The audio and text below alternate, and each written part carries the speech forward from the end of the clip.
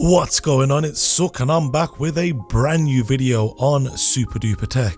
And in today's video I'll be showing you what it's like to play a handful of games on the 2023 M2 powered Mac Mini. So I will be showing you how this Mac Mini performs when a number of games are played across several different resolutions, and as always the spec for the model that I am testing will be left down below in this video's description. Also, we are on the road to 5,000 subscribers, so if you are new around here then I must ask you to hit the subscribe button, clicking the bell icon to be notified when a new video goes live. Without any further ado, let's hit the titles.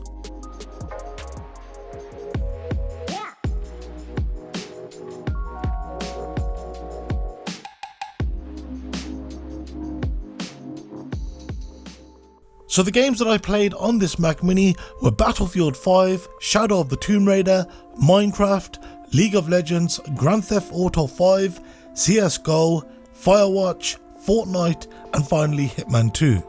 Starting off with the studio display's native resolution at 5120 by 2880, keeping the graphic settings to high, we can see the games which perform the best here were Minecraft, League of Legends and Fortnite, averaging 59, 70 and 54 frames per second respectively.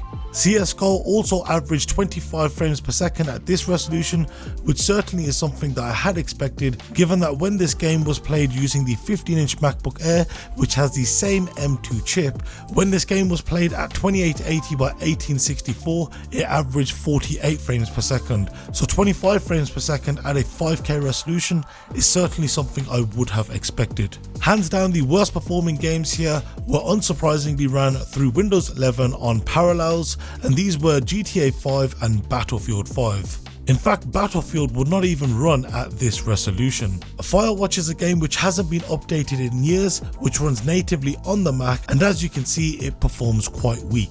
Hitman averaged 5 frames per second in dimly lit scenes and otherwise would crash, so I wouldn't suggest playing this game at all on this machine, especially at this resolution. I honestly wouldn't recommend playing any of these games other than Minecraft, Fortnite and League of Legends at this resolution with these settings.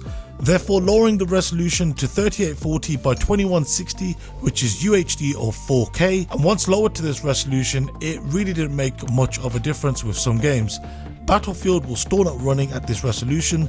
Fortnite now averaged above 60 frames per second, joining League of Legends and Minecraft to max the 60Hz refresh rate of the studio display. CSGO wasn't far off, averaging 40 frames per second, and the other games, well, I really wouldn't bother at this resolution as well, as the experience is still quite horrible. I once again lowered to 1920 by 1080, keeping the graphic settings to high, and now Battlefield 5 had managed to load up the game, although it averaged around 5 frames per second, which is quite laughable.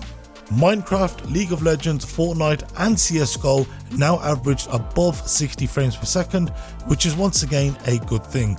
Although I wouldn't play those games at this lower resolution, as other than less strain on the system, you really don't benefit in any other way. All the other games still average less than 60 frames per second, and while some games like GTA 5 and Shadow of the Tomb Raider were somewhat playable, I would have preferred a slightly higher frame rate. Shadow of the Tomb Raider averaged above 40 frames per second, and GTA 5 had also averaged above 30 frames per second. Which, whilst it wasn't great, considering that GTA 5 was being played through Parallels, it wasn't too bad, and I'm sure that if those other games were made available natively, that they would have undoubtedly performed better had those games been made available on macOS. Here's to seeing that within the near future we see gaming taken more seriously on a Mac. I did want to see how the M2 within this Mac Mini would perform at lower resolutions, so I decided to lower the resolution once again to 1280 by 720, and keeping the graphic settings to high, we can see once again that these same games averaged above 60 frames per second. In fact, Minecraft, League of Legends and CSGO were the only games to average over 100 frames per second, with Hitman 2, Firewatch and CSGO becoming the runners-up in the losers category. So it's clear to see that if you're playing a game which is natively available through macOS, that you would conceivably have a good experience while playing these games. And whilst 99.9% of other games out there are only made available on Windows, here's to hoping that within the near future, gaming on a Mac is taken a bit more serious, as it's clear to see that the hardware is there, but the software clearly is not up to par.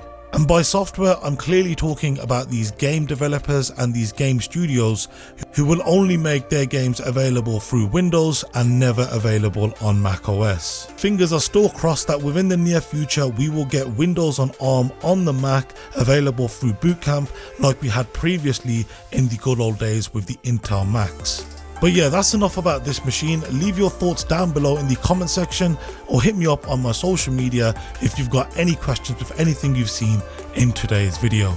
Of course, if you are new around here, then be sure to subscribe, clicking the bell icon to be notified of when a new video goes live. Once again, thank you very much for watching, and I'll see you next time. Take care and have a good one.